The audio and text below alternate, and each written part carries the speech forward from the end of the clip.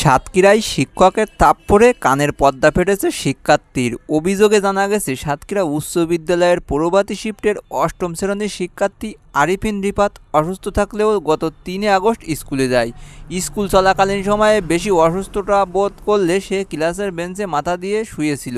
এ সময় ক্লাসের বাংলা শিক্ষক গাজী মমিন উদ্দিন কোনো কিছু না শুনে তাকে ডেকে নিয়ে কানে একাধিক থাপ্পড় মারে।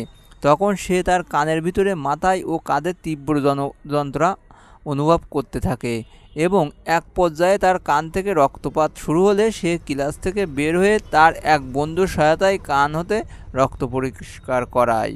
পরে সাতক্ষীরা সদর হাসপাতালে প্রাথমিক চিকিৎসা গ্রহণ করা হয়, কিন্তু তার অবস্থার অবনতি হলে সাতক্ষীরা মেডিকেল কলেজ হাসপাতালের নাক, কান ও গলা বিশেষজ্ঞ ডাক্তার মোহাম্মদ হাসানুজ্জামানের কাছে গেলে তিনি পরীক্ষা-নিরীক্ষা করে জানান, তার কানের পর্দা ছিঁড়ে মারাত্মক ক্ষতিগ্রস্ত হয়েছে। শিক্ষার্থীকে এভাবে মারপিটের ঘটনায় অভিযুক্ত শিক্ষকের বিরুদ্ধে আইনগত ব্যবস্থা গ্রহণের দাবি জানান ভুক্তভোগী শিক্ষার্থীর পিতা ফরুকুজ্জামান। আর বন্ধুরা, এমন ভিডিও পেতে আমার চ্যানেলটা সাবস্ক্রাইব করতে পারো, আর ভালো লাগলে একটা শেয়ারও করো। ভালো থাকো।